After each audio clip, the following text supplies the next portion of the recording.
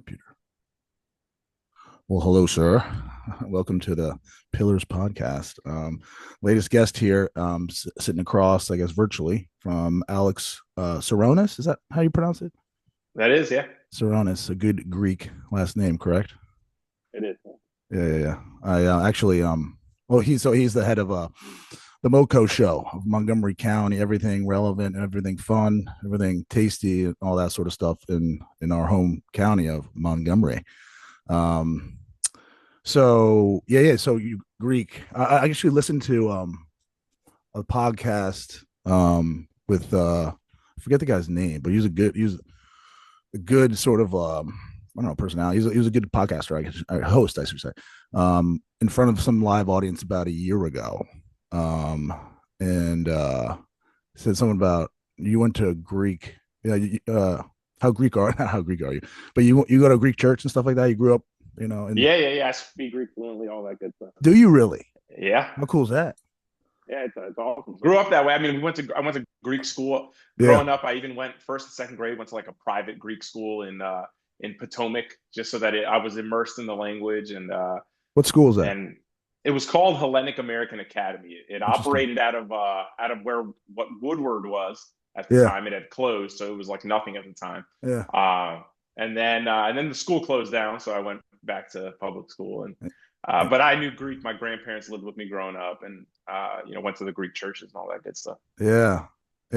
Greek Easter was the same as Christian Easter or whatever it's called, right? This year, Yeah, I think they fell on the same day, right? they did. That's cool. Did you have a good Easter? I did. How What you about guys you? do? We had a lamb on the spit turning around, and anytime we post that on social media, people go crazy Love that. because they don't know what it is. Yeah. Lamb, is it like for gyros? Gyros? No, we kind of just pull the meat right off, on Easter, and Oh, great. you eat the lamb with other Greek stuff. I love that. Actually, so I mean, to stay on the Greek thread here. I taught at Modern Day School. I've heard of it. Yeah, it's in Potomac area. It's at Seven Locks in Bradley. It's technically Bethesda, but it's on the way out there toward Potomac. And right around the corner from there is a Greek school.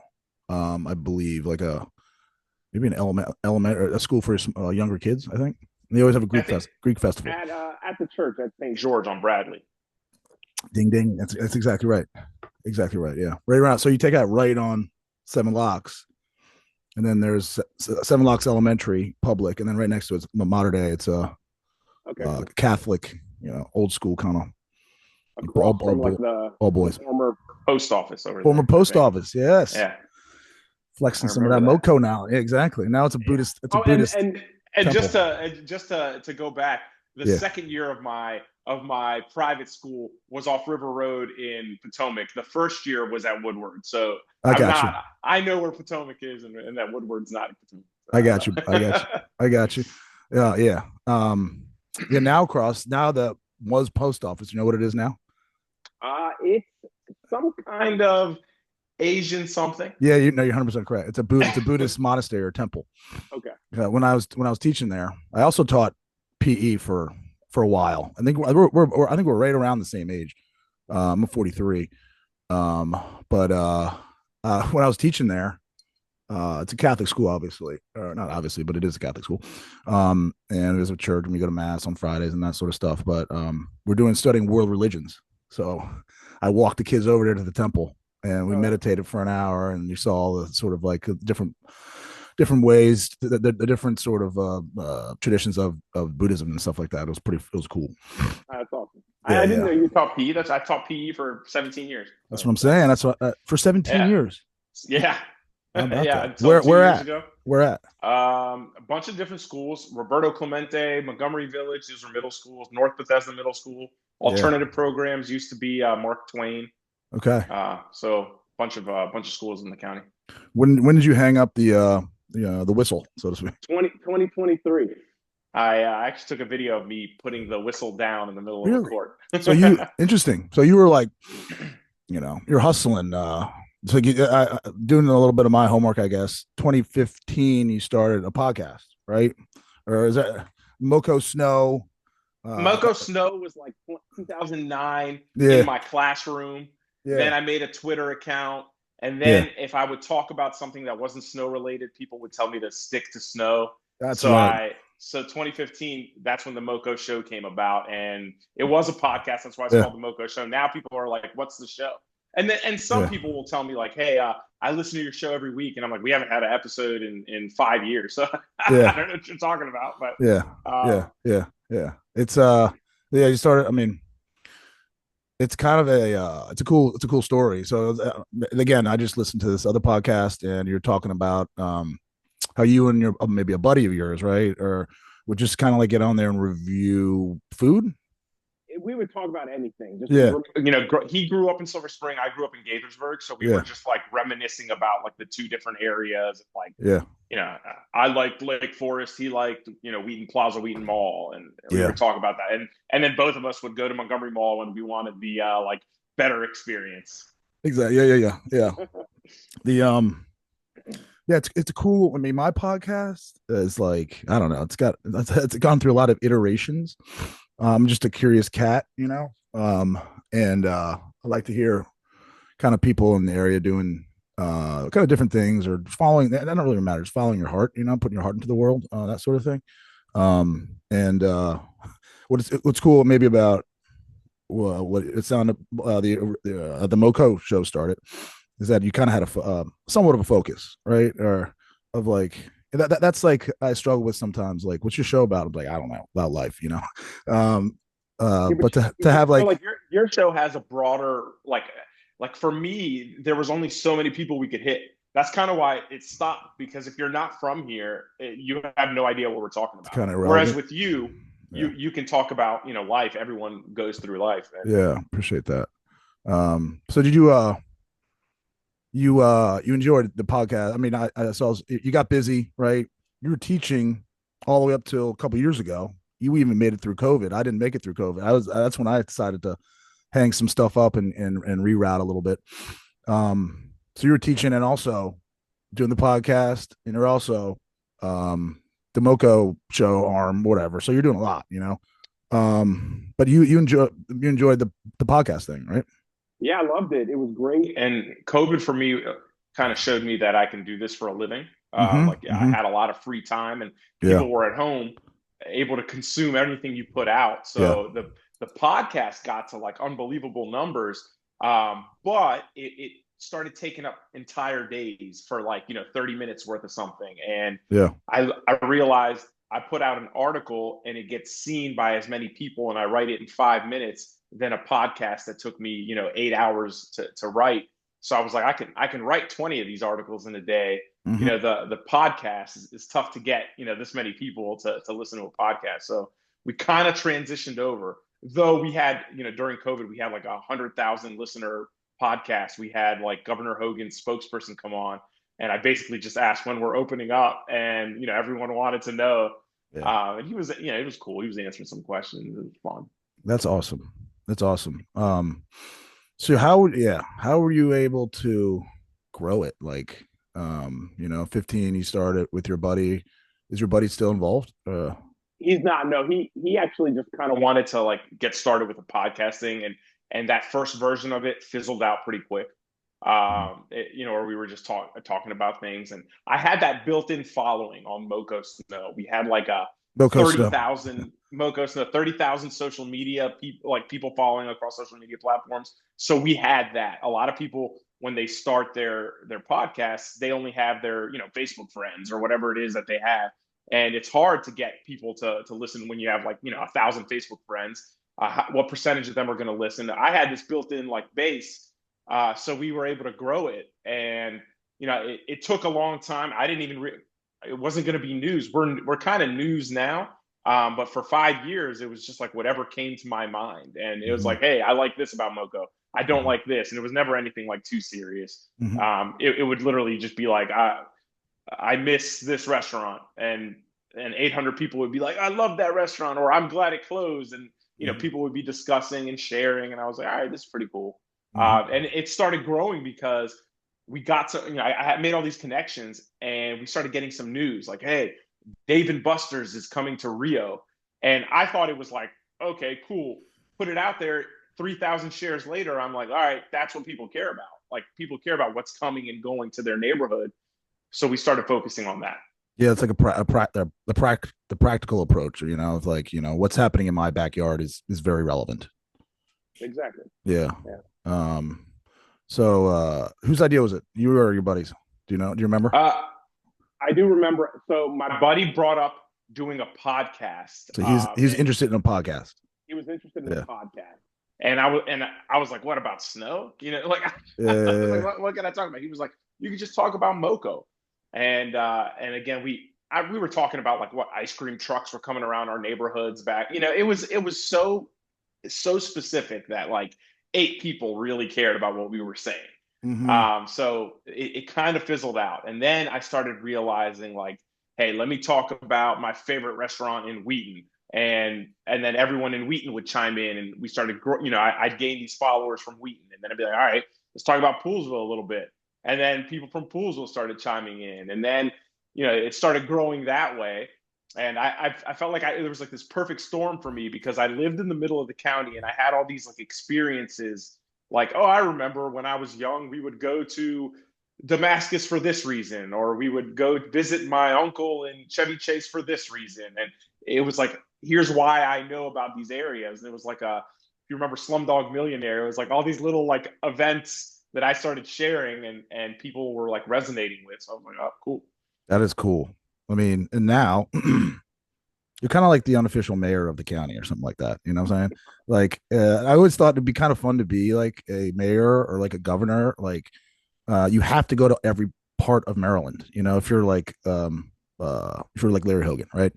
And like otherwise, like, why would I go to like the western part of Maryland? I don't, but like it gets you out your door. It gets you to these cool places that you wouldn't otherwise understand. And now it's part of your job, or it's really, it's a cool, I'm envious. You know what I'm saying? Do you spend like, I mean, do you like trot around the county a lot? Like, do you drive a lot? Or Montgomery County is large, right? That's why MoCo Snow that works out, because like growing up, it's like that upper county, baby. They might have like 6 inches of snow. We might have like 1 or 2 down here. Yeah, no, I drive a lot, and people will, if you live in downtown Silver Spring or in downtown Bethesda, Chevy Chase, you don't have to drive as much. But I grew up in Gaithersburg, so there was nowhere I could really go without. Even if I wanted to go to get my haircut, I had to drive to it, and there was parking lots and stuff. So I drive all the time. I do make it I'll say, hey, we're gonna do lunch in Tacoma Park today. I want to leave my house at 10 and be back home by noon so I could avoid, the rush hour stuff. But I try to make a plan of it all the time. Try to get to all these different parts of the county, which no matter how much I go to someone, someone's going to complain, you don't cover this area enough. And chances are I don't, I'm just one person. We have a little team now, but, in terms of news, we cover anything we can. In terms of like me out and about, I try to support businesses locally because it helps me too. In return, people are like, hey, this guy's pretty cool. Let me support his stuff too. 100%. So you're real. Cool. Yeah, you're cool. And we've only been podcasting a little bit, but I looked at your content and stuff. I think people are very attracted to realness, genuineness, and just been nice. And you got a good smile. But you're not. It's not fake. It's not like a politician. Plastic. It's like there's no people are like, when are you gonna? Are you running for something? Like you come to these places. Like there's almost like there's their ribbon cutting, and then there's like my visit. And that's what people say. And I'm like, no, I'm not. I have no interest. I did once in 2017. I wanted to run for like mayor of Gaithersburg because I lived in Gaithersburg at the time. I'm outside of the city, but that was like I was going to do it for fun. It was just kind of like I wanted to do something fun, and I decided against it because I met with the mayor, and I was like, I'm not doing this. Like I'm not going to these meetings ever. Like I have no interest in that. So now I do it because I like. And here's the thing: like I'll go to a place. Let's say I didn't like the food. I'm just going to tell you that it opened. There's no need for me to tell you I didn't like something because that has nothing to do with you liking it or not. So it's more like, here it is. Welcome. Like, David Portnoy, right? Do you have the ability to make or break, something like your following is strong, right? Like, and you said that thing about the ribbon cutting and then your visit. Like, did you? Is that are you saying that like restaurants or would welcome you? I would think, right? To kind of help them with PR and publicity and get their name out. Sure, but I do it in a way where I don't go to try to get a free meal. I'm paying for my meal. So I'm going that when I go and I try to go on opening day or the second day, I make they and then people will try to give me some stuff because they want it. I'm like, no, no, no, thank you, please. Like, if down the road you all want to advertise with us, we're open to that. But Yeah, right now, this is me supporting you. yeah, And I like doing it. I love going to new places. So why not, kind of share that experience and let people know. Like I think Duke's Grocery just opened its first Maryland location in Potomac, and I went on opening day. And fun little tidbit is that it's been named DC's best burger. So I was like, hey, this is DC's burger lands in Maryland. That's kind of like my angle. So I visited, supported, wrote an article about it, and that's kind of how it is. I support yeah, the businesses, and hopefully down the road, if they ever want some support and want to advertise with us, we're available for it. yeah, yeah. Was it a good burger? I mean, It was a good burger, yeah. yeah, I yeah, haven't had too many burgers in DC, so I couldn't tell you. Like, yeah, yeah, it used to It'd be like late 2 a.m. When I would yeah. leave in back in 2004. Five Guys. Uh, yeah, yeah. Mop up that alcohol, whatever's in your system. The I was gonna say, yeah, I think just when we began our conversation back and forth about this podcast, I saw something on there about Dukes in Potomac, and I was talking to my fiance, and we were like, we need to get out there. We need to get out there for that burger, because I noticed I saw it on your show. Um, how like now, I guess, how do you spend most of your time with this business that you have, the MoCo Show? You write? Yeah. I You, mean, I write this morning. I was writing Washington Commanders content for for our website. So we cover like anything you can think of. I wake up in the morning, get my kids going, um, and then I get back. I actually do my work in bed. I'll lay right back in bed, and for an hour or two, I'm writing articles. I might be able to churn out anywhere between 3 and 10 articles in those first 2 hours of the day. And then we have one other full-time employee that kind of does the same thing. And then I'm out and about, whether it's like, lunch somewhere. And my lunches are strategic because I'm also kind of checking the shopping centers out, seeing like, hey, this new shopping center in Rockville, what's coming soon, what's, all that fun stuff. And then I come back, write a little more, get the kids. And then before bed, I'm writing a little more. you love So you love. we have Go we ahead. we have articles scheduled out till Monday morning right now. So we're always, a couple days ahead, but things break, and we always have to have someone available for that. Like, sometimes you just have to be first with Mm-hmm. a lot of the news, or nobody's going to read it. Mm-hmm. Some topics are called they're evergreen. Like you can drop it next Wednesday. Others are like, no, we need it out right now. I got to make it prioritize that sucker, right? Yeah, Because you need like novelty is important. Do you sure. so you love writing? I do. I didn't used to. I I didn't love either. writing. Yeah. I love writing when I see like results. When you see that, hey, this article just got read by 80,000 people, you're like, all right, people care about my little article. And I used to write. Uh, my whole news business at the beginning was based on my articles being the way a friend would tell you something's happening. So the Mm-hmm. whole article would be written like the way you would tell your friend. We've switched over now because I think to be taken a little more seriously, you gotta like kind of change the format a little. So we've done that, but generally speaking, we're not. Our articles, they're not this long. They're this long, right? Yeah. Like it's a little different. Has that changed along the way? Were they longer or So back they in used the to be beginning? shorter. It used They to be used to be short. short and easy. Now they're like they're Couple paragraphs. A couple paragraphs, and sometimes we go really deep. And on 75% of those, no one's reading past the first paragraph. They want to know where it is, when it is, and that's kind of it. Yeah. And Yeah. then you have like 5% of people that always want more. Well, like, I wonder why you didn't cover this. And it's like, I just Yeah. didn't think many people would care. And Right. usually we're right based on our like analytics and stuff like that. Interesting. So yeah, you got it down. I mean, to have a successful online. I don't know if it's called online business or but it's run mostly through social media, correct? Like in order to have a success in that, and also with podcasting, I guess you got to look at the data, right? You got to look at the analytics. You got to look at sometimes. Maybe I'm just too sensitive or something like that. I'm like, I don't, or I'm afraid of people not liking me. Like I'm sometimes shy away from looking at the downloads of my podcast. You know what I'm saying? But because actually, truth be told, Mike, I haven't made a cent off of this thing. I've spent a lot of money. But I haven't turned the thing to like, how can I maybe make money off of the podcast? Which I was just thinking about maybe down the road. I got 190 of these things. And there's maybe an advertiser out there, someone wants to advertise on it, that sort of thing. Anyway, but you guys, so it was a team of one, right? Now how many people do you have on board? So like 2015 to 2020, there was one. It was me. Yeah. And for 5 years, I didn't make a penny either. Mm-hmm. It was, I had a podcast with Steve Solomon, who was on ESPN Radio. That's the second version of the podcast came with him, and that's the one that kind of picked up some steam.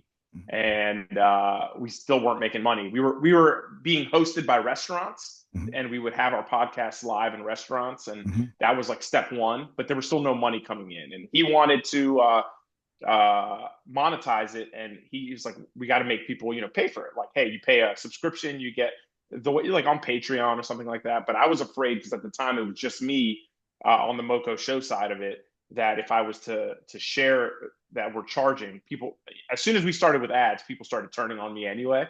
Like instead of, and when I say turning on me, just like, oh, forget this, they were like, I don't want to too many ads now or something like that. And it's literally like 1% of what we do is ads, but people start to turn. We're talking about ads on your on Anywhere.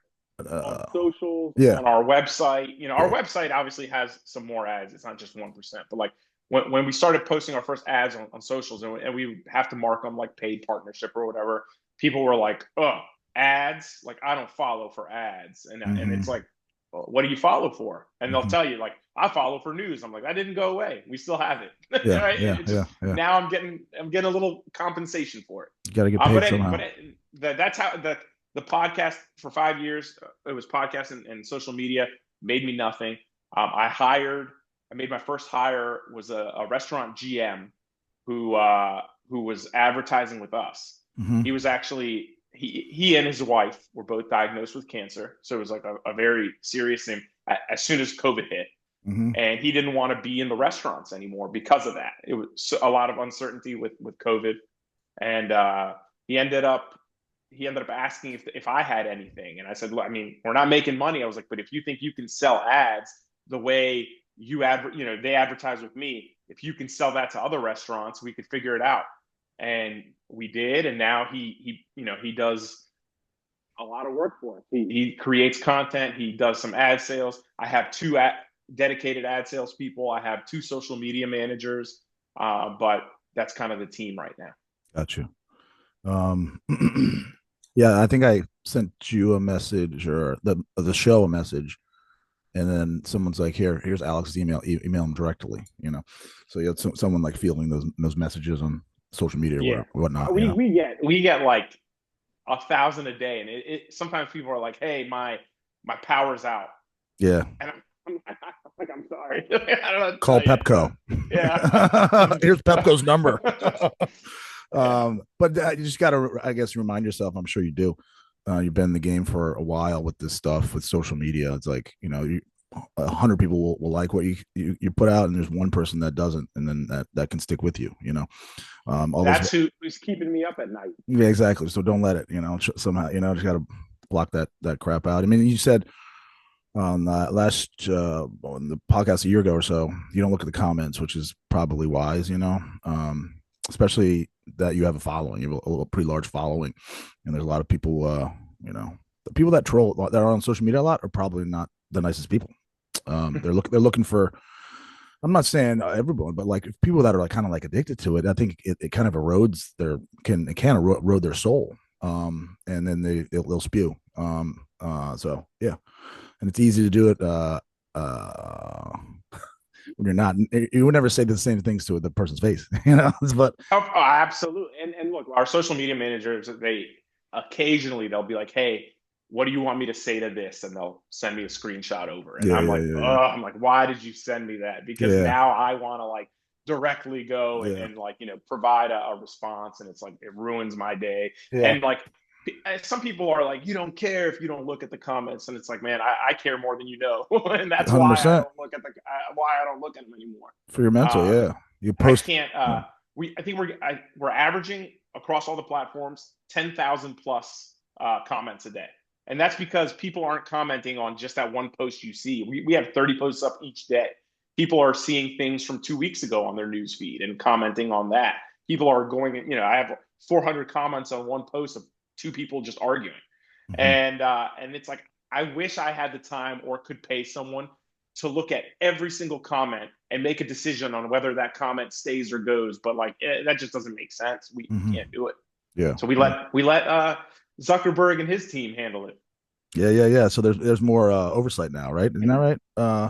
Yeah, but now they're letting a lot more go.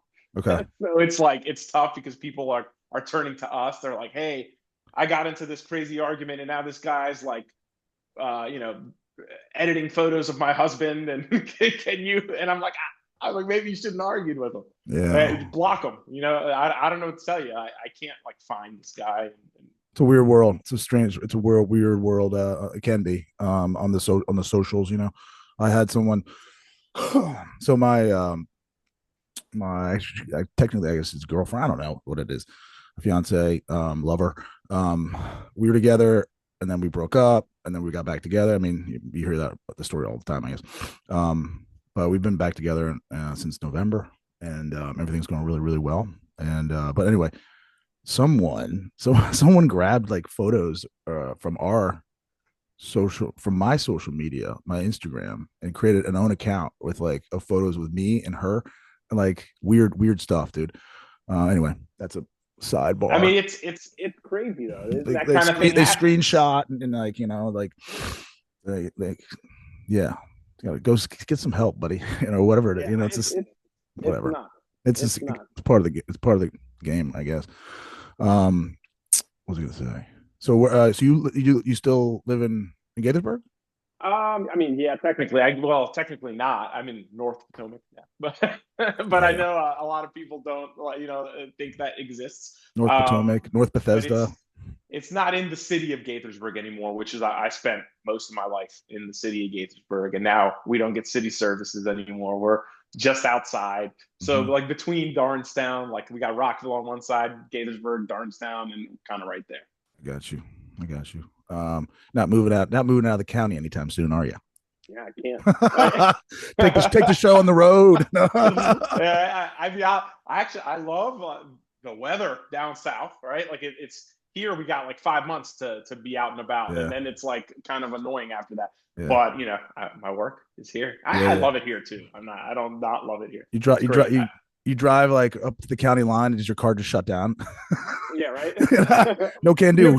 People Gotta always stay in tell me they're county, like, bro. "Hey, try this spot over in Frederick County." I'm like, that's out of my jurisdiction, man. I ain't got I time got for no that. I ain't interest in got going time up for there. that. Yeah. Maybe one day I'll expand to like the Maryland show or MD show.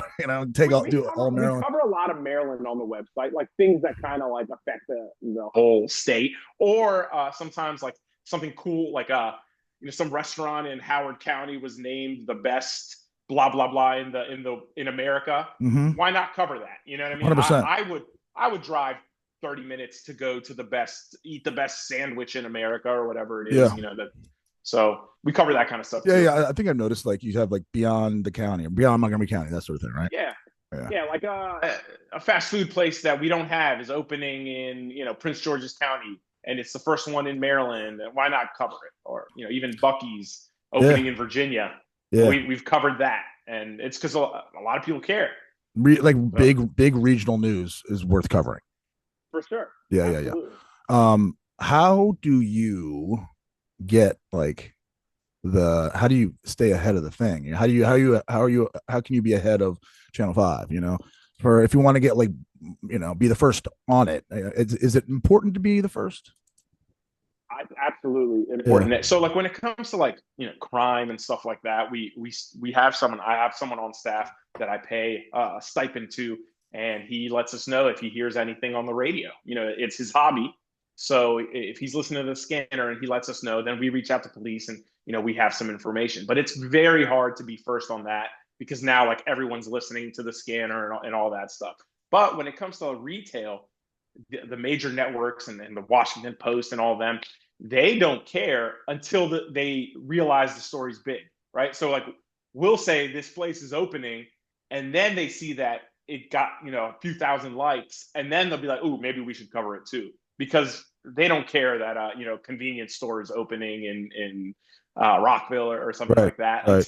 until they see that everyone cares, and then they'll like hop on, which is great. But that's kind of why we cover everything. People think like a Dunkin's having a big grand opening in Chevy Chase. Yeah. And we covered that, and people were like, "Who cares about Dunkin'? Why do you cover Dunkin'?" It's like, you'd be surprised. Everyone cares about Dunkin'. Like it seems like you cover Dunkin', and you're getting a 50,000 views right there. Interesting. Whereas The mom and pop shop, which we'll still cover, Okay. while it's more of a community story. Not as many people care. Yeah. So it's interesting, but it's interesting that so you're not the grassroots, or you're like first on the scene, and then the Washington Post keeps a pulse on what you're doing, you know? Yeah, so the Post actually has kind of backed off local stuff a lot, recently. But the networks do. So like Fox 5 will have me on Mm-hmm. once a week, So yeah. to discuss something, and that's kind of their way of being like, hey, we saw it on the MoCo show, so would you like to come on and talk about it? And it's like, yeah, sure. I mean, That's it's that's great. That's cool.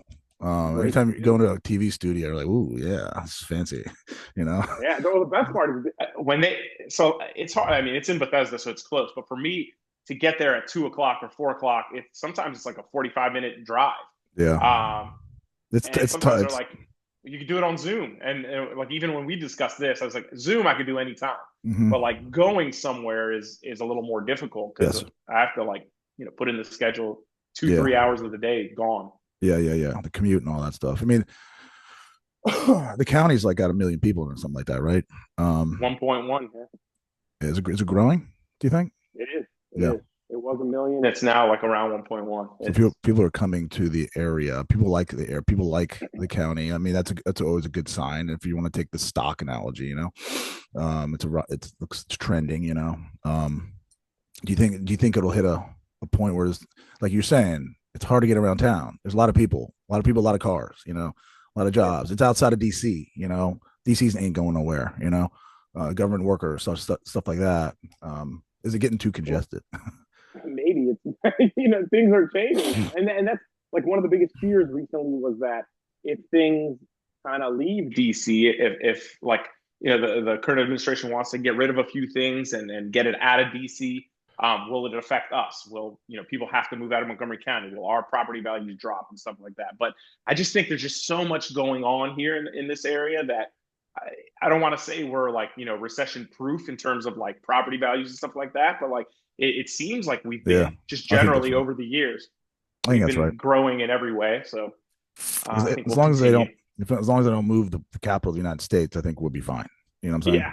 Yeah, Because it's the well, capital. Anything. That's like my dad. My dad was in real estate, in DC, and he had these. He actually started in plumbing, heating, air conditioning, a contractor business downtown, John G. Webster's.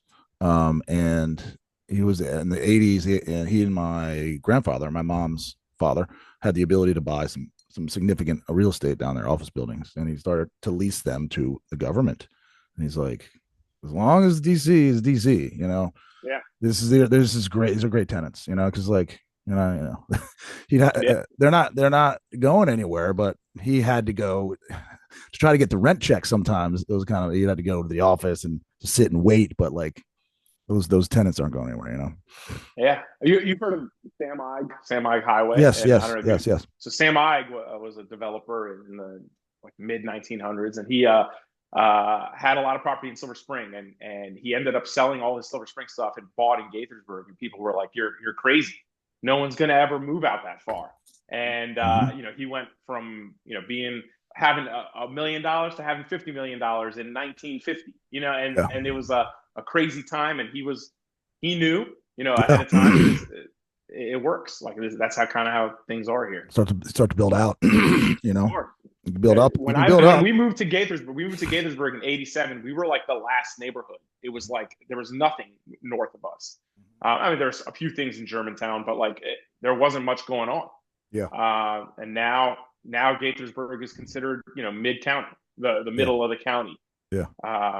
So Yeah. It's yeah, 100%. I mean, there's like there's country clubs around here. I'm in Chevy Chase right now. And that was the country, Columbia Country Club is right across from where I'm at right now. And that was started in 1898, I think. So 130 years ago. And that was freaking country, yeah, resorts outside of the city, that's what Exactly. Yeah. Country. Yeah, exactly right. So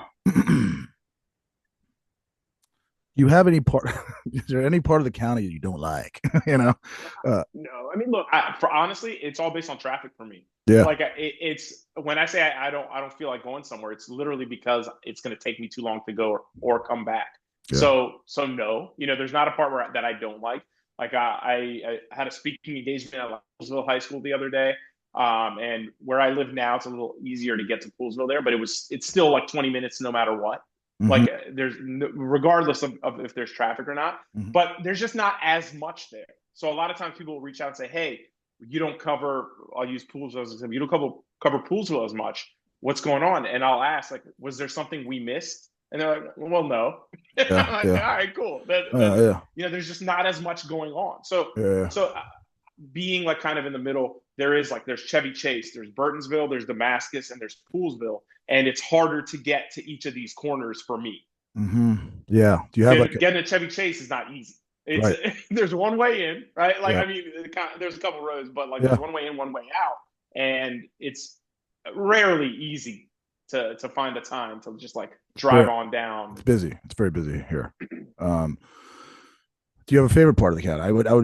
Is it? Are you not biased, but like you fall back on your roots? I think I'm biased. Yeah, I mean, I'm at Rio every day, going for a walk, taking my kids there, and it's a very unique experience. There's a little lake, you get to walk around a lake, and I mean that's my like I consider it home. Ever since I was a little kid, I was going there.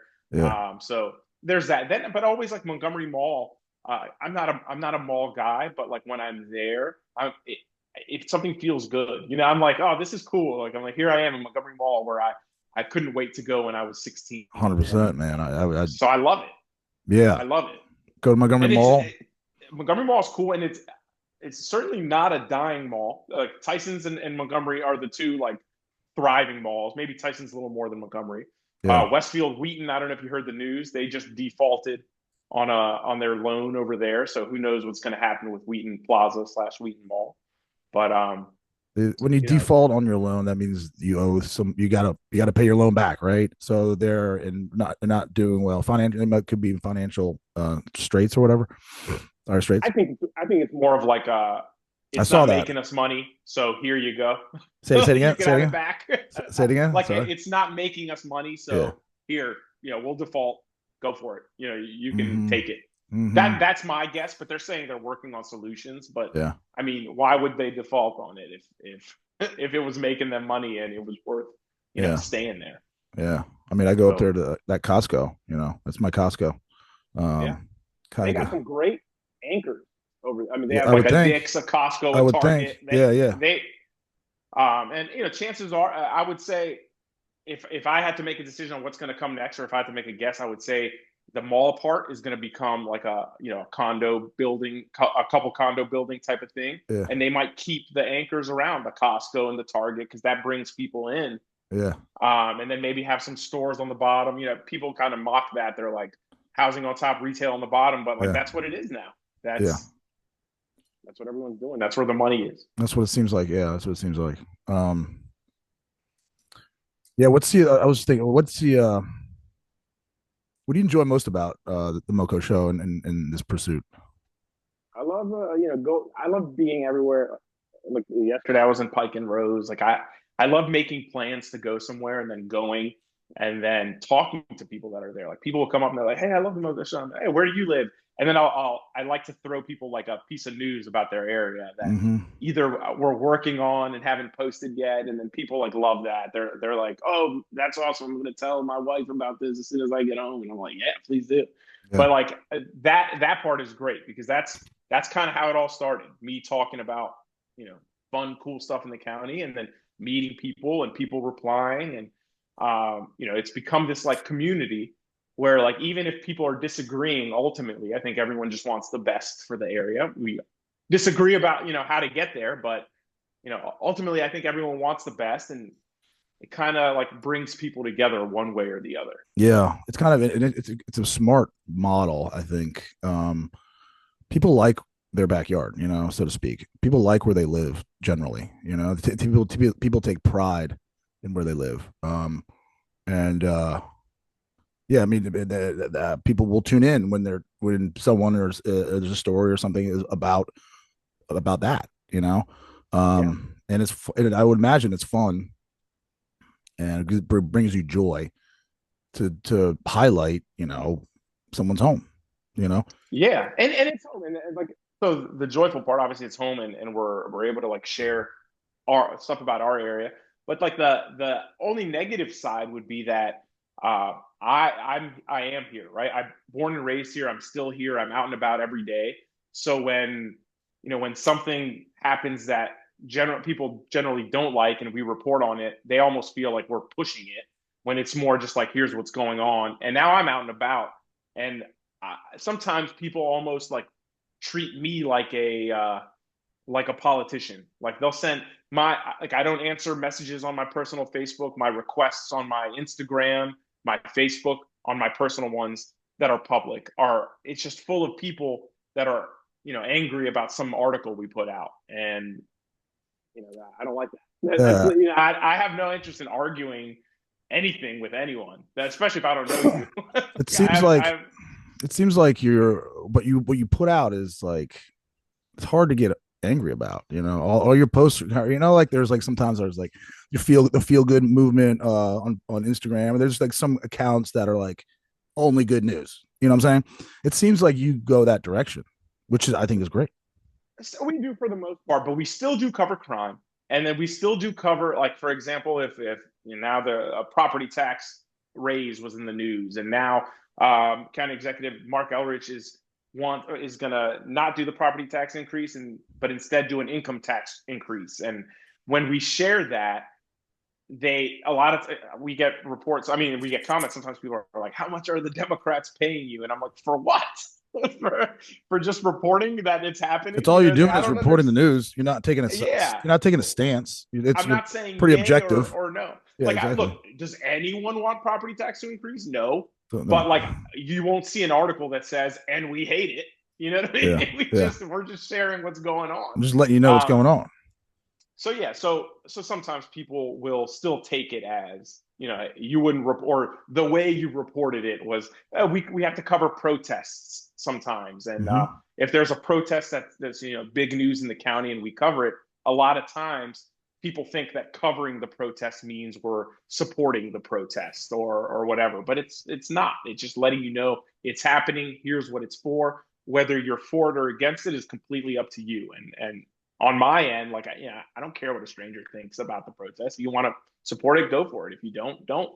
Correct. But this is what's going on. Exactly. Form your own opinion about it. But we do stick with the good stuff. Like and even with the good news, people are slow news day, and it's like, no, man, it's just kind of a cool story. Like it's not a slow news day. It's just we're trying to break it down, and sometimes police will put out like 4 press releases about 4 different crimes that occurred across the county. So 4 articles in a row will be about crime. And they're like, "Do you guys report anything other than crime?" And it's like, yeah, just take a scroll down. You know what I mean? It's like, you'll see a lot of other stuff. All those that's just the one out of 100, having a bad day or just, grumpy, like there's 100 other people that are like, "Oh, this is cool." And they might not say it. That's the tough thing. Sometimes it's like, people love pointing out like well, they don't like or they disapprove of, but but they don't say what they approve of. It's rare you get like great job, dude. I like that. It's like you got to sometimes go out of the way just to say nice things. Like they're more rare than the negative ones, or more than the unsaid nice ones. Of course. And I remember early on, I used to like when people would say, "Hey, you didn't write anything about Wheaton," and it's like, okay, so the next time I write something about Wheaton, you better be the first to like it. You better comment. You better share that thing. You know what I mean? It's like, but they won't. They won't say like, "Oh, great." They just kind of like say their piece and get a couple likes. And for me, I used to be like, man, unless I reply, people are going to like this person's comment, and that person's just wrong. And it's like. But now I stopped worrying about that. Good. Because I'm not trying to out-like someone on social media. That's, you could do that all day, and what do you win? No, yeah, exactly. Up, right? Yeah, exactly right. Exactly right. Yeah, it seems like you. This is obviously a challenge. We talked a good amount about it. It's like the mental piece. The kind of the haters out there. It seems like you now. Kind of 10 years of this, right? 2015 to 2025, have like a little mental, more mental armor, or you've gone about things differently, or you don't read the comments and all that sort of jazz. Yeah, that changed, and now I try to focus on like analytics instead of personal. I used to be like, all right, man, we need articles about this place because we have nothing out about we haven't written about Chevy Chase in 2 days. We need to get something out, and now I'm more like, hey, look, if something comes up, it comes up. But analytics show that people will question like, why are you writing about this? And it's like, because people care. Like, I didn't know the Commanders had anything to do with Montgomery County, and it's like, well, they're kind of our home team. Yeah. So we write about it, and whether you like them or hate them, that's completely up to you. But those kind of things, they do numbers, and they do numbers outside of the county too. Right. So sometimes you have to write things for business purposes, right? Like this type of thing does number, and you'll see on your podcast, sometimes you might do something that you thought would be, all right, I'm just doing it. It's part of the show. And that's what ends up getting, the most views or hits or whatever it is you're looking at. And now you're like, oh, maybe I should do a little more of that. And that's kind of how it worked for us. Like sometimes I think this article is going to crush it. We put it out and it flops. And then I put out something about, a Buc-ee's opening in Stafford, and it gets 1 million views. And I'm like, whoa, all right. Now I know that people care about Buc-ee's. Mm-hmm. So any update, they're putting a sign up at that Buc-ee's. We're going to let you know about it. And it kind of works out. Mm-hmm. Yeah, it's a numbers game. It sounds like Moneyball or something.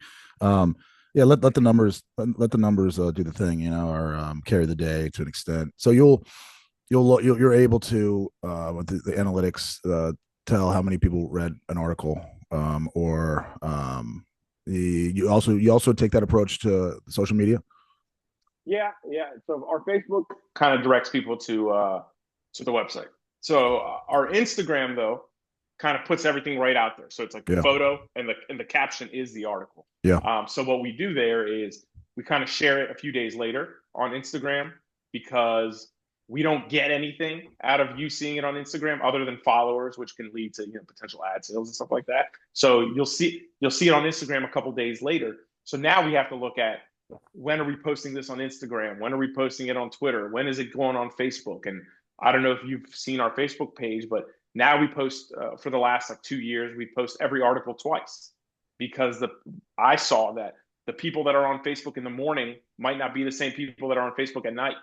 And we want to give everyone a chance to see these articles. So people are like, why did you post this twice? And it's like, so more people can see it. It's a simple answer. It's not, there's no hidden meaning behind it. Some people think it's because we want to hide their comments on the first one. It's like, no one cares about your comments, like in terms of, in that sense, we have no interest in hiding what you're saying.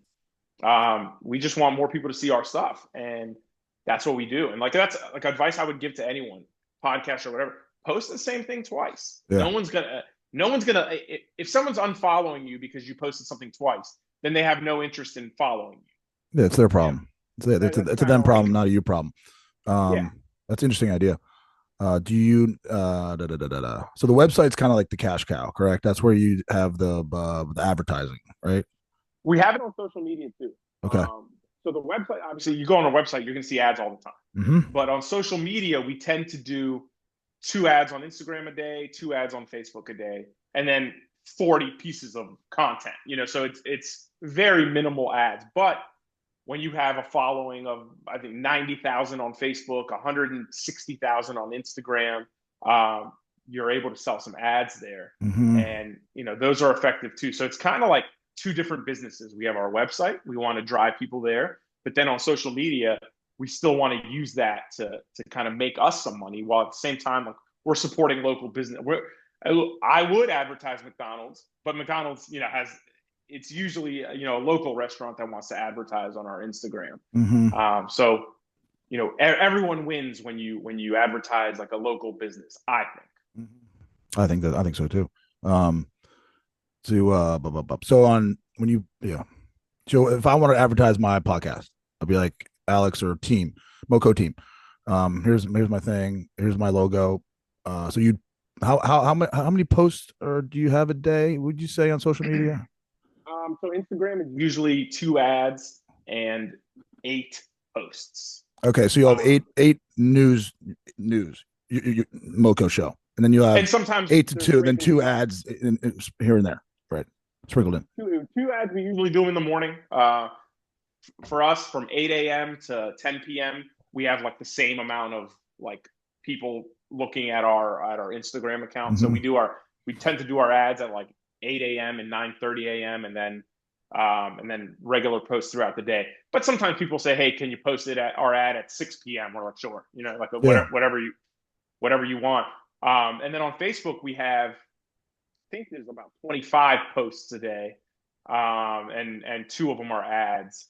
But again, like, do ads get swallowed up? They tend to get swallowed up sometimes. But if it's a good ad, and you never know what a good ad's going to be. And I can't guarantee you what a good ad's going to be. Sometimes one picture ends up getting shared 1,000 times. Sometimes it takes a video that catches people's attention. And sometimes someone sends us the coolest video ever, and it barely gets seen because for one reason or another, it didn't get traction. So there's no way to like guarantee anything on that. Yeah. But a lot of times, like, people, we like with real estate agents, we've noticed when they buy like multiple ads throughout like the month or whatever, it works out for them. With restaurants, sometimes all they need is one post. Yeah. We had, I'm forgetting his name, but he has I don't know if it's Jason Lockenfora, or no, it's Bram Weinstein, I think. He has a podcast network, and he advertised his podcast network with us for a month. And he saw an increase. And then like the second month he didn't. He came back the third month. He saw a little bit of one. And then he's starting again in like a month or two. Great. Sometimes it analytics. Sometimes it doesn't. Yeah. There's no way to know. But there's nothing better than I say like the potential to have 80,000 or 150,000 local eyes on what you're doing. It doesn't mean they're all going to see it, but the potential for them to see it. And that's how we kind of operate. That makes sense. The when the 2 posts, you post everything twice on Facebook or on Instagram? On Facebook. Okay, not Instagram. Not Instagram. How come? Because we tried it and we noticed loss of followers. Interesting. People would unsubscribe or they'd unfollow because so Instagram shows you. Our analytics on Instagram will show you when we like lose followers, like what time and what post. So we noticed that it was like a negative net follower count when we started posting something twice on Instagram, and we did that for a week. It was like a 1-week trial, and we quickly stopped. The reason for that is because Instagram, since we're posting 8 a day, if you miss something, you can always kind of scroll up and catch it. But on Facebook, it's a little more difficult because we do have 12 original articles each day on Facebook. Facebook algorithm's a little different. You're still seeing stuff coming up from like April 4th every now and then. Yeah. So posting it twice, we've seen sometimes the second time around gets more views than the first time around.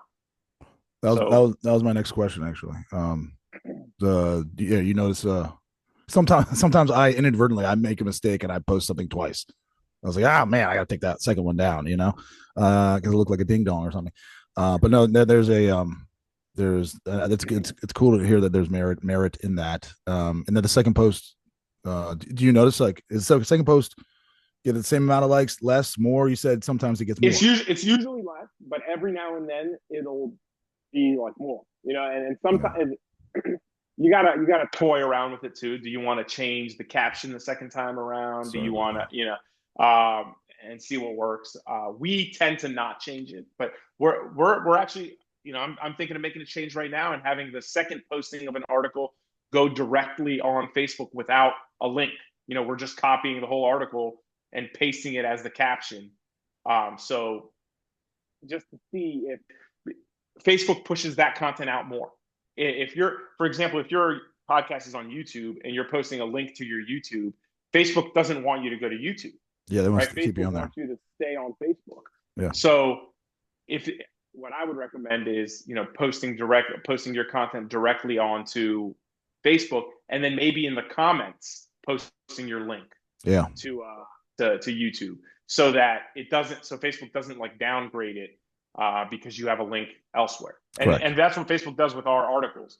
If we post a photo and the caption right there, they're gonna it's gonna see 10 times the amount of views. But we want people to go to our website too. So it's kind of like a dilemma we face every day. So we're making a change soon though. Good. I don't want to take up too much more of your time, homie. But I could go on. I have other questions, but time can be money.